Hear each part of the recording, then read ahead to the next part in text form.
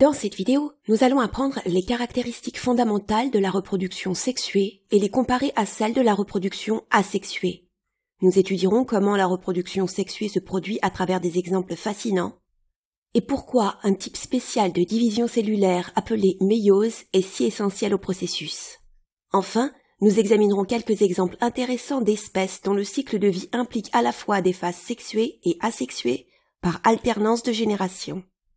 La reproduction est le processus biologique par lequel de nouveaux descendants sont produits, qui est essentiel à la survie de toute espèce. Il existe deux principaux types de reproduction, la reproduction sexuée et la reproduction asexuée. Chaque méthode a ses avantages et ses inconvénients. Il existe même des organismes qui alternent entre le mode asexué et sexué et sont capables de tirer parti des deux. Voyons ces deux types de reproduction plus en détail. La reproduction sexuée a lieu lorsque deux parents combinent leur matériel génétique pour produire une descendance génétiquement unique. Bien qu'ils héritent de certains traits de leurs parents, les descendants ne seront identiques à aucun de leurs deux parents, et ils seront probablement aussi différents les uns des autres. La reproduction sexuée a le principal avantage d'augmenter le brassage génétique dans une population. Ceci permet d'améliorer leur résilience en cas de changements environnementaux.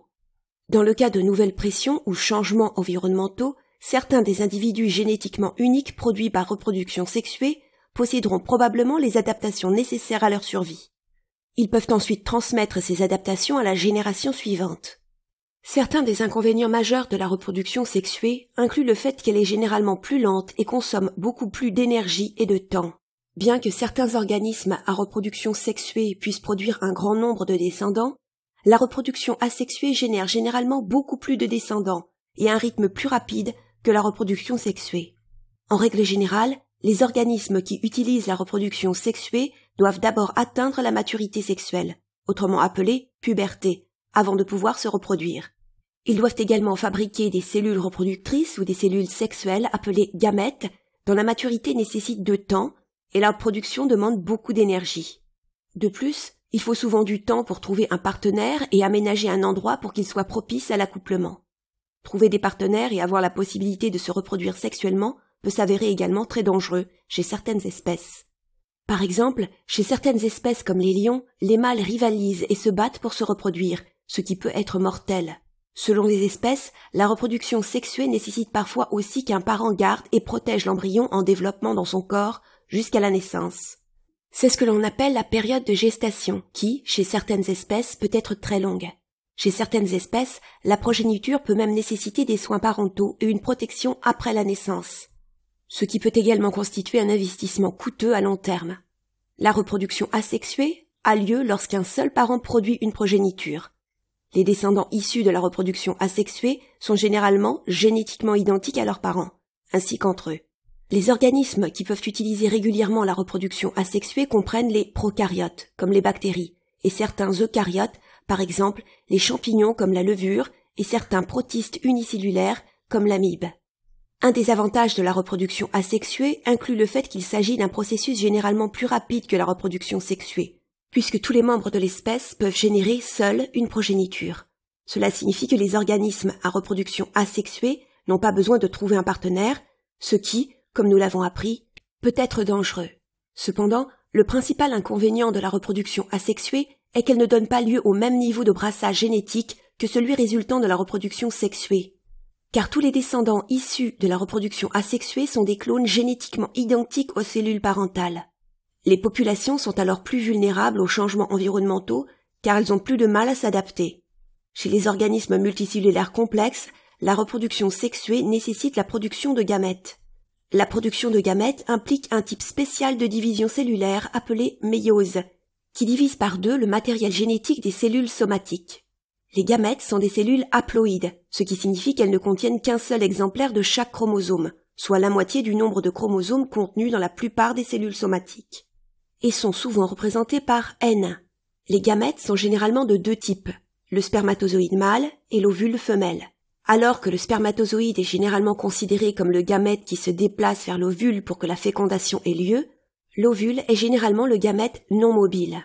Un gamète mâle haploïde et un gamète femelle haploïde s'unissent dans un processus appelé fécondation pour produire un zygote diploïde. Le zygote diploïde contient le double du nombre de chromosomes par rapport aux cellules haploïdes parentales qui se combinent pour le former. Il est souvent représenté par 2 N. Après de nombreuses divisions cellulaires mitotiques, le zygote devient ensuite un organisme entièrement développé et capable de se reproduire. La reproduction sexuée peut avoir lieu de plusieurs manières différentes. Celles-ci comprennent la fécondation, qui se produit à l'intérieur ou à l'extérieur d'un organisme. La reproduction sexuée peut avoir lieu par un processus appelé conjugaison ou, chez certaines espèces, par alternance de génération qui comprend à la fois la reproduction sexuée et asexuée. Examinons de plus près chacun de ces processus en commençant par la fécondation interne chez une espèce que vous connaissez bien, les êtres humains. Les gamètes mâles, les spermatozoïdes, sont produits dans les organes reproducteurs du père, tandis que les gamètes femelles, les ovules, sont produits dans les organes reproducteurs de la mère. Rappelez-vous que comme ces 2 gamètes ont été formés par méiose, ce sont tous 2 des cellules haploïdes. Ces 2 cellules se combinent lors de la fécondation interne pour créer un zygote diploïde unique. C'est ce que l'on appelle la fécondation interne, car ce processus a lieu dans le corps de la mère. Le zygote possède du matériel génétique des 2 parents. Les cellules du zygote peuvent alors se diviser par mitose pour finalement se développer en un embryon dans le corps de la mère, puis en un fœtus qui, après une période de gestation d'environ 9 mois, est délivré par accouchement.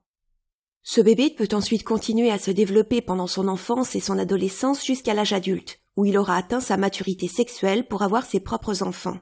La fécondation externe diffère de la fécondation interne par le fait qu'elle se produit en dehors du corps de l'un ou l'autre des parents. La fécondation externe est fréquente chez la plupart des espèces de poissons, en particulier les poissons osseux, ainsi que chez les amphibiens comme les grenouilles et les crapauds. Elle survient généralement dans l'eau où une femelle libère ses ovules. Puis le mâle essaiera de rapidement nager au-dessus et de libérer ses spermatozoïdes aussi dans l'eau. Cela permet à la fécondation d'avoir lieu à l'extérieur. La plupart de ces ovules seront généralement fécondés. Mais comme l'eau est un environnement si hostile à la vie, très peu d'entre eux survivront. Passons maintenant à la conjugaison. La conjugaison se produit lorsque 2 organismes combinent leur matériel génétique par contact direct de cellule à cellule, un peu comme la construction d'un pont. De nombreux organismes, y compris les bactéries, les champignons et certains protistes comme cette algue, peuvent utiliser la conjugaison comme mode de reproduction. Regardons l'exemple de Spirogyra, un genre d'algue qui pousse comme de longs filaments de cellules en eau douce. Le mode de reproduction asexué du Spirogyra s'effectue par simple fragmentation. Lorsque les conditions environnementales deviennent difficiles, par exemple en cas de sécheresse en été ou de température glaciale en hiver, Spirogyra peut augmenter ses chances de survie dans ces nouvelles conditions rudes en utilisant la reproduction sexuée. La conjugaison offre la possibilité de créer plus de brassage génétique dans la progéniture et crée potentiellement des traits mieux adaptés aux nouvelles conditions difficiles. La conjugaison dans la Spirogyra se produit de 2 manières. Les cellules individuelles de Spirogyra sont généralement haploïdes, ce qui signifie qu'elles ne possèdent normalement qu'un seul set de chromosomes. Au cours de la conjugaison, 2 filaments adjacents provenant de 2 individus différents forment un tube appelé tube de conjugaison. Le tube de conjugaison relie une cellule à une autre pour former un filament différent et un organisme différent.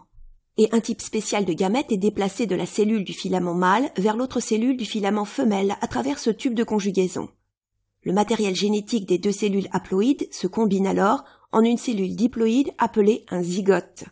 Une paroi épaisse enveloppe ensuite le zygote qui passe l'hiver dans un état de dormance et qui s'appelle alors une zygospore. La zygospore reste dormante jusqu'à ce que les conditions environnementales deviennent plus favorables. Le noyau diploïde au sein de la zygospore se divise ensuite par le biais du processus de méiose. Cela signifie que dans la conjugaison, contrairement à la fécondation, la recombinaison du matériel génétique parental se produit après la formation du zygote. Cela crée 4 noyaux haploïdes. Seul un de ces 4 noyaux haploïdes survit. La zygospore que nous pouvons voir ici dans sa paroi externe dure est sur le point de germer. Cela signifie qu'elle se transforme en un nouveau filament Spirogyra dont le matériel génétique provient des 2 filaments qui l'ont créé. Ce type de conjugaison ces Spirogyra est appelé conjugaison scalariforme. Les tubes de conjugaison qui se forment entre les 2 filaments ressemblent aux barreaux d'une échelle, et le mot scalariforme dérive en fait du mot latin pour en forme d'échelle. Spirogyra peut également utiliser un mécanisme appelé conjugaison latérale. Dans ce type de conjugaison, le matériel génétique de 2 cellules adjacentes d'un même filament sont combinés. Le gamète mâle entre et fusionne avec le gamète femelle dans la cellule adjacente. Cela signifie que le zygote se forme également dans les cellules alternées pour se développer en zygospore. Tout comme dans la conjugaison scalariforme, la zygospore reste dormante jusqu'à ce que les conditions environnementales s'améliorent. Ensuite, elle se divise en utilisant la méiose avant de se développer en un nouveau filament de Spirogyra. Découvrons les organismes qui ont un cycle de vie qui implique à la fois une phase sexuée diploïde et une phase asexuée haploïde. C'est ce que l'on appelle l'alternance des générations. Le plasmodium est un genre de protiste parasitaire unicellulaire, autrement connu sous le nom de protozoaire.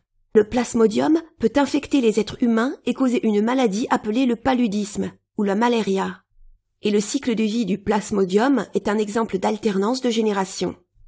Les sporozoïtes sont des cellules haploïdes de plasmodium que l'on trouve dans les glandes salivaires de certains moustiques.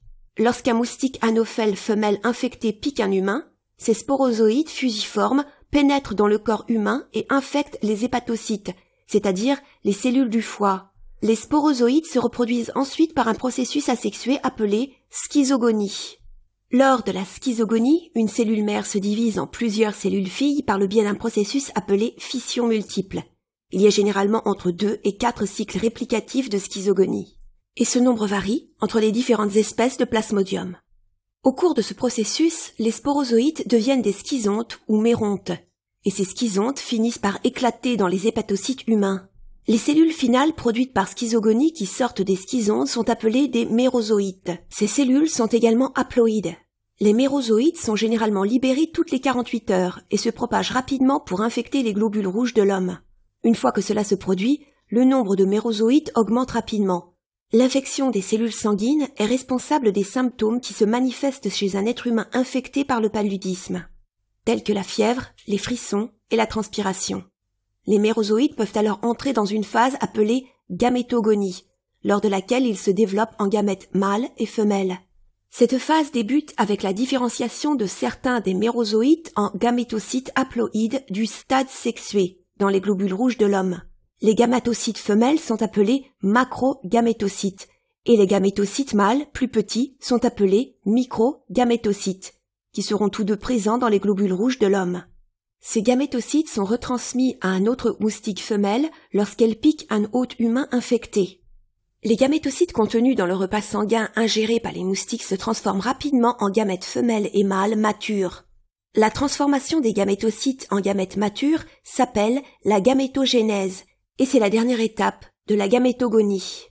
La reproduction sexuée peut alors avoir lieu dans l'intestin moyen du moustique, où le microgamète mâle féconde le macrogamète femelle pour former un zygote diploïde. Le zygote se divise ensuite plusieurs fois et change de forme pour devenir un ookinète, qui se transforme ensuite en un oocyste lors de son trajet dans les intestins du moustique. La réplication du parasite dans l'oocyste forme des milliers de sporozoïtes dans un processus appelé sporogonie. L'oocyste finit par se rompre et libère les sporozoïtes. Les sporozoïtes peuvent alors infecter les glandes salivaires du moustique où ils sont stockés jusqu'à ce que le moustique infecte un autre être humain en se nourrissant à nouveau. Puis le cycle de vie recommence. Nous avons vu que le cycle de vie du plasmodium présente une alternance de génération. Sa phase asexuée se déroule principalement chez l'hôte humain et sa phase sexuée a lieu principalement chez cet hôte moustique. L'alternance de génération est également couramment observée chez les plantes, dont un exemple est le cycle de vie d'une fougère. Les fougères sont des plantes vasculaires non florifères et une fougère adulte est également appelée un sporophyte. Les cellules d'un sporophyte sont diploïdes. Sur la face inférieure des feuilles d'une fougère se trouvent des structures appelées sores. Chaque sore contient des cellules diploïdes appelées cellules mères de spores qui se divisent par méiose pour générer des spores haploïdes. Les spores haploïdes produites sont stockées dans une structure appelée sporange. Les spores seront finalement libérées du sporange dans l'air où elles pourront être transportées par le vent. Les spores qui atterrissent sur une surface appropriée commenceront à croître et à germer. Après la germination, les spores haploïdes se développeront en structures de forme dure appelées gamétophytes. Les jeunes gamétophytes sont des plantes beaucoup plus petites que les sporophytes matures et possèdent des cellules haploïdes. Les gamétophytes ont des rhizoïdes qui les attachent au sol et facilitent l'absorption des minéraux et de l'eau pour soutenir les premières étapes de la vie de la plante. Les gamétophytes sont capables de générer à la fois des spermatozoïdes et des ovules. Le gamétophyte produit des ovules haploïdes dans une structure appelée archégone, et des spermatozoïdes haploïdes dans une structure appelée entéridie. Les spermatozoïdes d'un gamétophyte peuvent se déplacer vers une plante adjacente ou voisine par l'intermédiaire des gouttelettes d'eau. Parfois, l'autofécondation se produit lorsqu'un spermatozoïde du gamétophyte féconde un ovule d'un même gamétophyte. Les spermatozoïdes sont attirés vers l'entrée de l'archégone où ils peuvent féconder les ovules.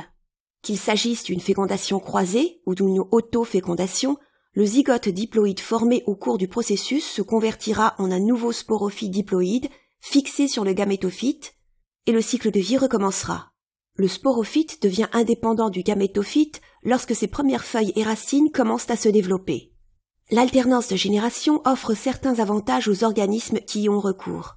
Par exemple, elle permet la production rapide de nouveaux organismes par l'intermédiaire de la phase asexuée, mais elle fournit également une diversité génétique grâce à la phase sexuée. Ceci leur permet de se disperser en grand nombre, mais également de s'adapter aux changements environnementaux.